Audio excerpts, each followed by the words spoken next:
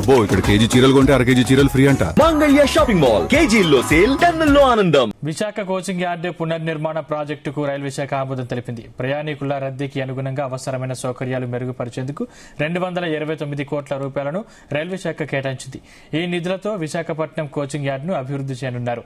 ఇందులో భాగంగా అదనపు లైన్లు, రైల్వే ప్లాట్ఫామ్లు నిర్మిస్తారు. ఇక ఈ స్టేషన్ నుంచి రోజువారీగా 113 రైళ్లను నడుపుతున్నామని, నిత్యం 80,000 మందికి పైగా ప్రయాణికులు రాకపోకలు సాగిస్తున్నారని అధికారులు వెల్లడించారు.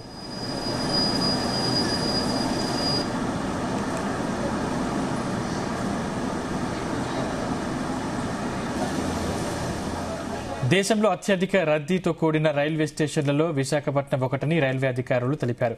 ఇప్పుడున్న కోచింగ్ యార్డు స్వరూపంతో ప్లాట్ఫామ్ల లభ్యత తగ్గుతుందని, దీంతో నిర్వహణపరమైన ఇబ్బందులు ఎదురవుతాయని అధికారులు తెలిపారు. ఇక రైల్వే క్రాసింగ్ కు తగిన స్థలం లేక సిగ్నళ్ల దగ్గర ఎక్కువ సమయం నిలిపివేయాల్సి వస్తుంది. ఈ ఇబ్బందులను దృష్టిలో ఉంచుకుని యార్డు స్వరూపాన్ని సంపూర్ణంగా పునరుద్ధరించే పనులకు రైల్వే శాఖ నిధులు కేటాయించింది. ఇందుకు సంబంధించిన పనులు ప్రారంభం కానున్నట్లు అధికారులు తెలిపారు.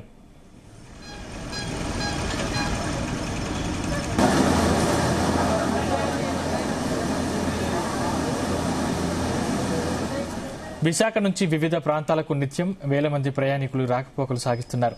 ఈ క్రమంలో రద్దీకి అనుగుణంగా ప్లాట్ఫామ్లు లేవు. రైల్వే శాఖ తాజా నిర్ణయంతో ప్లాట్ఫామ్లను విస్తరించనున్నారు. అదనంగా మరో 6 ప్లాట్ఫామ్లు నిర్మించి ప్రయాణికులకు ఆధునిక సౌకర్యాలు కల్పిస్తారు.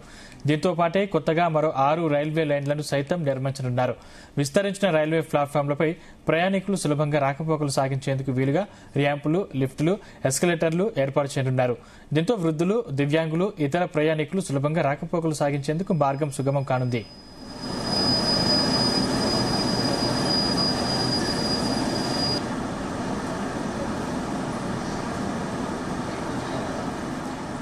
దక్షిణ కోస్ట్ రైల్వే పరిధిలోని విశాఖపట్నం కోచింగ్ యార్డు ఆధునీకరణ పనులు పూర్తయితే ఈ ప్రాంత ప్రయాణికుల ఇక్కట్లు, నిర్వహణ సమస్యలు తీరనున్నాయి. అదనపు ప్లాట్ఫామ్లతో పాటు ఎలక్ట్రానిక్ ఇంటర్లాకింగ్ వ్యవస్థ ఏర్పాటు చేయనున్నారు. దీంతో ప్రయాణికుల రద్దీకి అనుగుణంగా రైళ్ల కదలికలు వేగంగా సాగనున్నాయి. రైళ్ల నిలిపివేత సమయం తగ్గి వినియోగ సామర్థ్యం పెరుగుతుందని అధికారులు స్పష్టం చేశారు. ఇక భవిష్యత్తులోనూ మరిన్ని అదనపు రైళ్లను నడిపేలా వీలు ఉంటుందని తెలిపారు.